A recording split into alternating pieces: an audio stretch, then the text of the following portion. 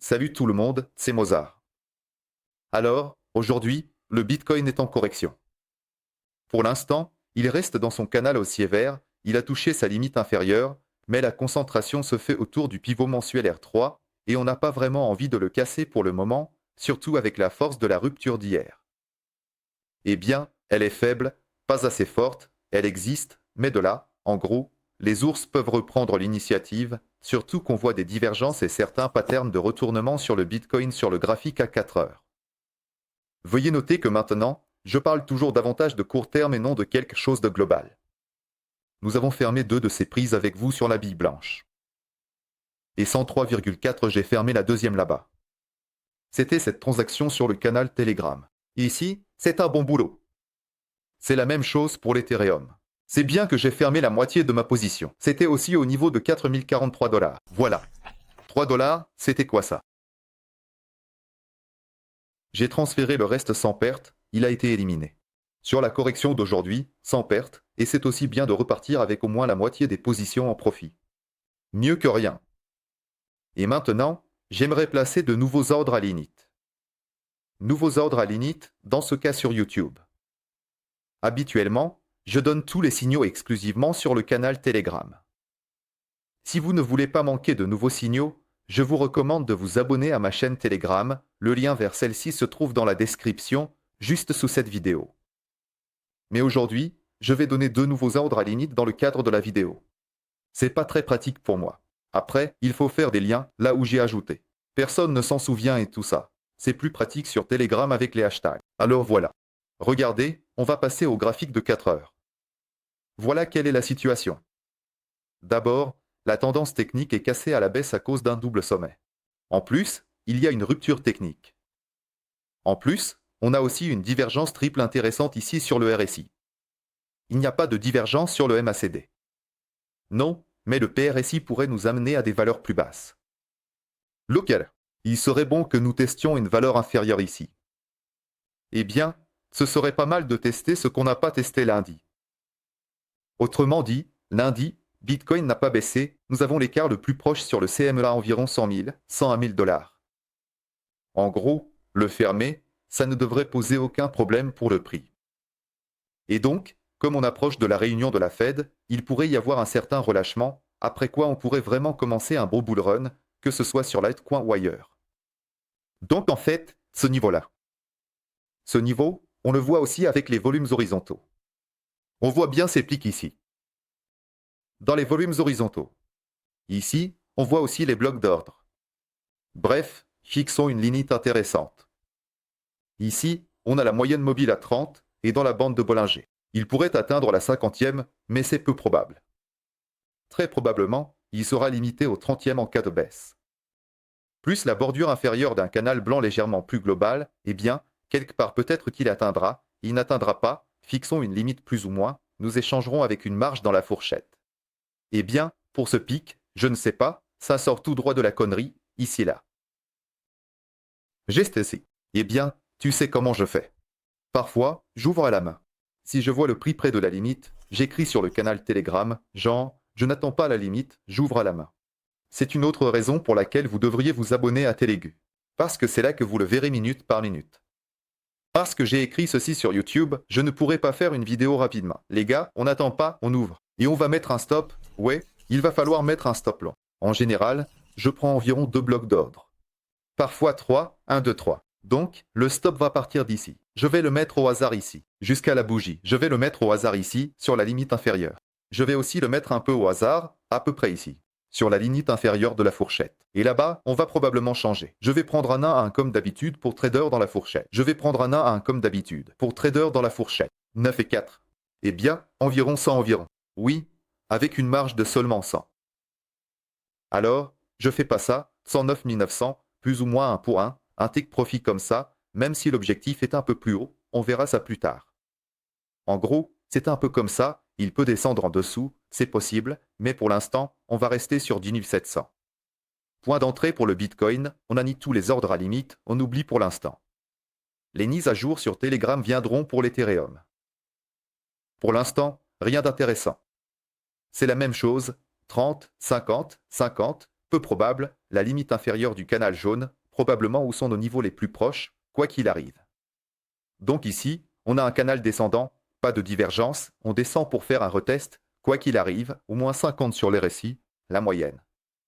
Bon, on va mettre un ordre à limite ici, un autre spike, ça devrait être bon, donc 3766, stop. Sur le minimum de la bougie du 9 décembre, parce que si on descend en dessous, ça va vraiment mal se passer. Je pense pas qu'on descende en dessous. C'est un bon spike, clair et compréhensible, tant sur le plan technique que fondamental. On va probablement pas descendre en dessous. Il s'agit d'un bon carrefour adéquat et compréhensible, tant en termes de technologie que de fondamentaux. Bon, on peut le mettre, bien sûr, avec une marge un peu plus bas, parce que je le mets juste au pif. Juste comme ça. Juste comme ça. Juste comme ça, arrête. Et surtout, rappelez-vous, je le dis à chaque fois, les stops doivent être placés uniquement sur la fermeture des bougies en dessous de la ligne rouge, pas au toucher. Au toucher, il y en a beaucoup qui passent à travers et repartent vers le haut. On ne fonctionne pas comme ça. On travaille uniquement sur la fermeture. C'est tout. Si la bougie a touché, mais ne s'est pas fermée en dessous de la ligne rouge, le stop ne s'active pas. Faut plus penser à rien d'autre. Si vous faites autrement, c'est uniquement vos problèmes. Je le dis à chaque fois, voilà comment il faut faire. Donc, un point, le stop est juste sur la limite supérieure. Parfait. Voilà. 411. Mettons ça exactement. C'est un beau chiffre. Hop là. C'est tout. Voici le terre. Clé droit. Paito. Total 3. Cryptalisation. Des cryptos sans Bitcoin et sans Ether. Donc, ça nous donne ça ici. En fait, j'ai déjà fait une vidéo à ce sujet. On peut y aller, tester encore une fois le trillion de dollars. C'est possible. J'en ai déjà parlé. On peut même descendre un peu plus bas pour toucher une fois de plus le 30e Bollinger. Après ça, on ira probablement vers le haut. Eh bien, soit on n'y va pas et on monte tout de suite, par exemple, après la décision de la Fed. Les deux options sont pratiquement identiques. Le plus important, c'est de ne pas descendre en dessous de la chute. Du 9 décembre. Si on descend en dessous, c'est bon, on peut considérer que la saison des altcoins est pratiquement terminée. Donc, si les corrections continuent, je m'attends à ce qu'elles se terminent dans cette fourchette. Et en plus, on teste déjà de haut en bas ce canal orange qui a été cassé, descendant. On va probablement pas tester le rouge, il est trop bas. On peut carrément le supprimer. Et donc, c'est ici que, généralement, ça secoue. Voilà, le gap. On va maintenant fermer ce gap. Alors, on ira un peu par là-bas. 1,3 trillion de dollars. Ici, les plans ne changent pas. Regardez les vidéos précédentes. J'en ai parlé. Concernant les altcoins. Pied droit. Quoi de neuf d'intéressant? C'est ce qui concerne la technique. Tout est en place, tout est clair. Globalement sur le Bitcoin, on a complètement géré cette affaire. Concernant les corps, on a tout géré. On a même un peu dépassé avec les ombres. Maintenant, on peut faire une correction. On a même un peu dépassé avec les ombres. Maintenant, on peut faire une correction. Et dans l'ensemble, c'est toujours une découpe.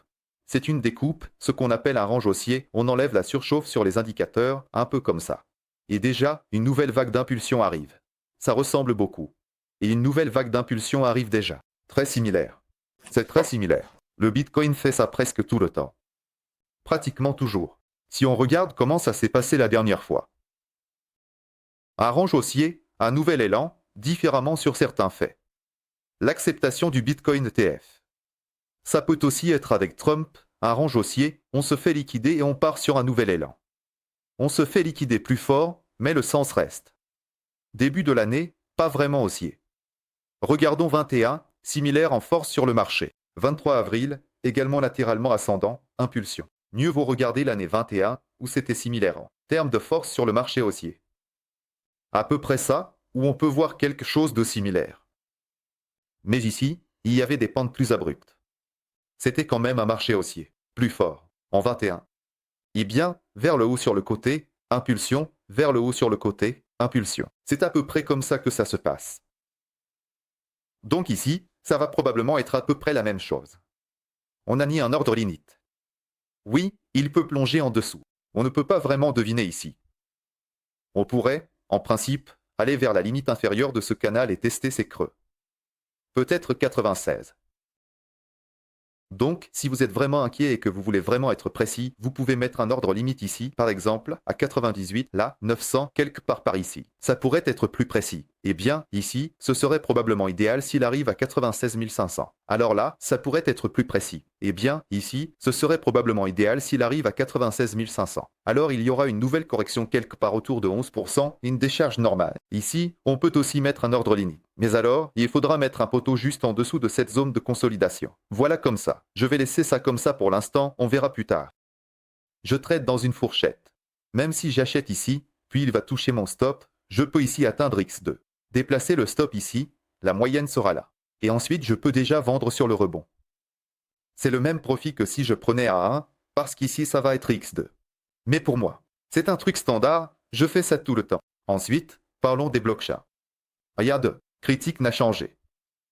Le funding horaire avec une moyenne sur 6 heures a encore été déchargé. Le marché n'est pas en position longue, en moyenne sur toutes les bourses.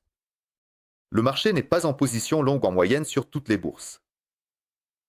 Le nombre de stablecoins sur les bourses a de nouveau commencé à augmenter doucement. C'est l'histogramme des 30 derniers jours, donc pour une fenêtre de 30 jours, et en même temps, le nombre total de USDT sur toutes les bourses continue aussi à augmenter régulièrement. C'est un signe haussier. C'est de toute façon un signe haussier. Et tant que c'est aussi haut, il faut acheter toute correction. Il n'y a pas d'autres options. Il n'y a même pas besoin de deviner.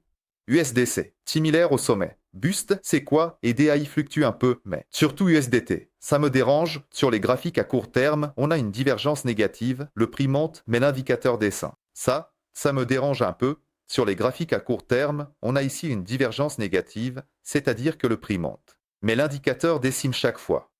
Plus bas que le précédent. Ça me plaît pas. Mais en même temps, il n'y a pas de divergence marquée. Cette divergence est très douce et douce. Donc ici, même s'il y a une chute, elle ne sera pas critique, elle ne va pas inverser la tendance. Les chutes critiques qui inversent la tendance se produisent probablement plutôt avec des divergences plus marquées. Eh bien, avec des divergences plus marquées. À 21 ans, il faut regarder. Voilà, c'est ça. Je vous les ai déjà montrés dans les vidéos précédentes. Voilà. Voilà un retournement critique. Une divergence très marquée. L'année 17, c'était le cycle d'avant. La même chose. Une divergence beaucoup plus marquée qu'actuellement. Alors. 3. Oui, 3 sommets sur l'indicateur. Chacun est en dessous du précédent, mais en prix, chacun est au-dessus du précédent. On a inversé. La tendance globale. Là, il n'y a pas ça. Maintenant, on a un sommet global. Voilà, c'est depuis le 11 novembre, et ensuite, ça a commencé à descendre doucement, ce qu'on appelle un déchargement dans un range. Mais, honnêtement, la probabilité d'une correction supplémentaire en ce moment est bien, vraiment élevée. Donc, ce serait pas mal, ouais, comme fermer les gaps, raser les centièmes, se décharger complètement, faire sortir les traders à court terme, un petit peu, et ensuite, tirer de là. Ou alors rester sur place, et le marché commencerait à tirer. Ça, ce serait l'option idéale, en gros. Ou alors rester sur place, et le marché commencerait à tirer. Ça, ce serait l'option idéale, en gros. Mais de toute façon, cette semaine va être décisive. Parce que, en général, saisonnièrement, j'en ai déjà parlé sur Telegram. Les dernières semaines de décembre et janvier, surtout pendant les années électorales, sont très fortes pour le marché supérieur. Et en premier lieu pour les altcoins, c'est vraiment très fort. Et maintenant, c'est logique de s'attendre à ce que la tendance se maintienne, parce qu'on n'a pas eu d'autres précédents. Ça n'a jamais été autrement. En plus, on est en vert depuis septembre, octobre, novembre. Non, je m'excuse, octobre, novembre et décembre se terminent aussi statistiquement en vert, décembre. Pour l'instant, on est en vert. Voilà, c'est à peu près tout ce que je voulais dire. Alors, on attend la fête ce soir. Tout va se décider. On s'attend à une baisse des taux et il y a une sorte de prévision pour 2025. Genre, bon, si jamais, les gars, on va réduire, mais en fait, pour Trump, je sais même pas comment ça va marcher avec ses taxes. Je parle de Pavel. Et on dirait qu'en fait, notre économie n'est pas si mal que ça, même si le PMI est sorti en dessous des attentes avant-hier. Alors, en gros, on va réfléchir, probablement on va faire une petite pause et on ne va pas baisser les taux à chaque réunion. Mais si besoin, on est toujours prêt et on peut toujours augmenter. Voilà, c'est un peu la rhétorique qu'on va avoir lors de la réunion d'aujourd'hui. Mais si besoin, on est toujours prêt et on peut toujours augmenter. Voilà la rhétorique qu'on va avoir lors de la réunion d'aujourd'hui. Et on va voir comment le marché va réagir à ça. Et en plus, les 2 prochains jours vont aussi être importants pour la suite des décisions. Les futurs indiquent, je pense, une probabilité de 99% pour une baisse aujourd'hui. À 0,25% et bien 95,4% déjà, je sais pas pourquoi, mais c'est presque 100%. Et si jamais il ne baisse pas aujourd'hui, là ça va être la chute. Eh bien, s'il y a une chute, alors il y aura une chute. Donc, il faut vraiment surveiller ça. Et si vous êtes en position longue à court terme, dès que vous recevrez l'alerte sur le taux de la Fed, si ça reste le même, fermez toutes vos positions tout de suite. Les positions longues à court terme, il ne faut pas toucher aux moyennes. Dans le moyen terme, ça va quand même s'arranger. Voilà, c'est à peu près ça. Voilà, merci à tous, bonne journée, bonne chance. C'était Mozart au micro, et à bientôt.